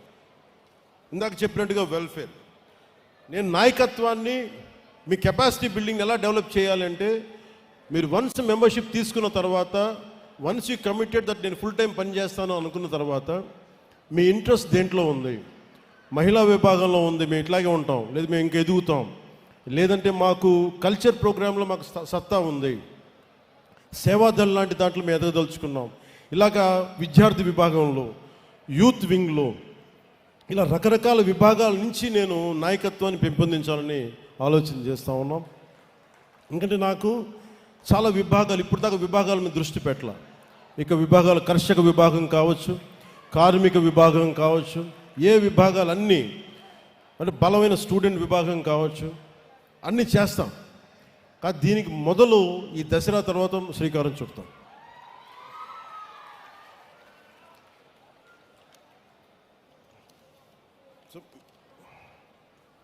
మీరు చేసిన ఇది మేమేం చేయగలిగామంటే, ముఖ్యంగా మన విశాఖకి మీరు కనుక నిలబడకపోయినట్టు ఏం జరిగిన, విశాఖ ప్రైవేటైజేషన్ అయిపోయేది. కానీ మన ప్రైవేటైజేషన్ ఆపాం. మనం విశాఖ ఉక్కు తెలుగు ప్రజల మనోభావాలతో కూడుకున్నది అని తెలిపిన మొదటి పార్టీ జనసేన. 31 అక్టోబర్ 2021లో స్టీల్ ప్లాంట్ ప్రాంగణంలో బహిరంగ సభ, స్టీల్ ప్లాంట్ కోసం దీక్ష. ఈ రోజున నిధులు 24-25లో 8,622 కోట్లు కేంద్ర ప్రభుత్వం నరేంద్ర మోదీ గారి నాయకత్వంలో విడుదల చేసింది. 25-26లో 3,295 కోట్లు మనకి దీనికి విడుదల చేసింది. Visakhapatnam railway zone, south coastal railway zone, NDA ప్రభుత్వ కృషి. గత ప్రభుత్వం కనీసం భూమి కూడా ఇవ్వలేదు, మనం దీన్ని ముందుకు తీసుకెళ్ళాం. పోలవరం ప్రాజెక్ట్ ఆంధ్రప్రదేశ్కి జీవనాధారం. 12,157 కోట్లు 24-25లో, 5,936 కోట్లు 25-26లో ప్రాజెక్ట్ని త్వరగా పూర్తి చేసి తాగునీరు మరియు సాగునీరు అందించడం. ఇవన్నీ చేయగలిగామంటే ఒక ఐడియలిజంతో పాటు ప్రాగ్మాటిజం అన్నాం కదా, అంటే ఒక ఐడియాలజీతో మాట్లాడి ఏదో గాలికి వెళ్ళిపోయేలా కాకుండా దాని రిజల్ట్ చూపిస్తే ఇప్పుడు మీకు చెప్పినాయి. అలాగే తల్లికి వందనం అని చెప్పి దాదాపు ఏడాదికి గౌరవ ముఖ్యమంత్రి శ్రీ నారా చంద్రబాబు నాయుడు గారు మేమందరం కమిట్ అయ్యి మేము చెప్పినవి, తల్లికి వందనం ఏడాదికి 67,27,00,000 తల్లులకి 8,745 కోట్లు జమ చేశాం. దానికి చొక్కాలు చించుకోవాలా, జబ్బలు చరుచుకోవాలా, గుండెల్లోకి స్పృశించాం, మమ్మ తల్లి మీకు ఉన్నామని చెప్పడానికి. దీపం 2 పథకం ద్వారా 2 విడతల్లో నాదెండ్ల మనోహర్ గారు సివిల్ సప్లైస్ మినిస్టర్, గౌరవ ముఖ్యమంత్రి శ్రీ చంద్రబాబు గారి నిర్దేశకత్వం ఆయన నాయకత్వంలో 1 కోటి ఉచిత గ్యాస్ సిలిండర్లు ఇచ్చి 5 ఏళ్లలో ఏడాదికి 3 సిలిండర్లు చొప్పున దాని ఖర్చు 13,423 కోట్ల రూపాయలను ఖర్చు చేస్తాం. ఆగస్టు 15వ తారీఖు నుండి స్త్రీ శక్తి పథకం ద్వారా మహిళలకు, బాలికలకు, ట్రాన్స్జెండర్స్ కూడా 5 రకాల ఆర్టీసీ బస్సుల్లో రాష్ట్రమంతటా ఉచితంగా ప్రయాణించే సదుపాయం కల్పించి ఈ పథకం కోసం 2,000 కోట్లకి ప్రభుత్వం ఖర్చు చేస్తూ ఉంది. నేను పంచాయతీరాజ్లో ఉండి మైనర్ పంచాయతీలకి, జాతీయ పండుగలకి ఒకప్పుడు స్వాతంత్ర దినోత్సవం, రిపబ్లిక్ డే అంటే 100 రూపాయలు ఇచ్చేవాళ్ళు, 200 రూపాయలు ఇచ్చేవాళ్ళు. అలాంటిది నేను వచ్చి ప్రభుత్వం వచ్చి 10,000ని 100ని 10,000కి పెంచాం, 250ని 25,000కి పెంచాం. ఒకే రోజు 13,326 గ్రామ పంచాయతీలో గ్రామ సభలు నిర్వహించాం. ప్రపంచం రికార్డు సాధించాం. పల్లె పండుగ ద్వారా ఒకే సంవత్సరంలో 4,000 కిలోమీటర్ల సీసీ రోడ్లు, 22,500 మినీ గోకులాలు, 1,00,000 నీటి కుంటలు, 1,50,000 నీటి తొట్లు పూర్తి చేశాం. గ్రామీణ ఉపాధి హామీ పథకం ద్వారా 75 లక్షల ఉపాధి శ్రామికుల్ని గ్రామాల్లోనే ఉపాధి కల్పించి ప్రమాద పరిహారాన్ని 50,000 రూపాయల నుండి 4 లక్షలకి పెంచాం. అడవి తల్లి బాట కింద కొండ ప్రాంతాల్లో 1,005 కోట్లతోటి 625 గిరిజన గ్రామాలను అనుసంధానిస్తూ 1,069 కిలోమీటర్ల రోడ్ల నిర్మాణానికి ప్రధానమంత్రి న్యాయ మహా అభియాన్ పిఎం జన్మన్ ఉపాధి హామీ పథకం కింద రాష్ట్ర నిధులతో శ్రీకారం చుట్టాం. జల్ జీవన్ మిషన్ కింద 5 జిల్లాల్లో 5 కొత్త ప్రాజెక్టులని 7,910 కోట్లతోటి ప్రారంభించి 1,20,00,000 మందికి 30 ఏళ్ల పాటు తాగునీటి భద్రతని ఈ కూటమి ప్రభుత్వం నారా చంద్రబాబు గారి నాయకత్వంలో దీన్ని కల్పించబోతున్నాం. అంటే ఇవన్నీ మీకు ఎందుకు చెప్తున్నానంటే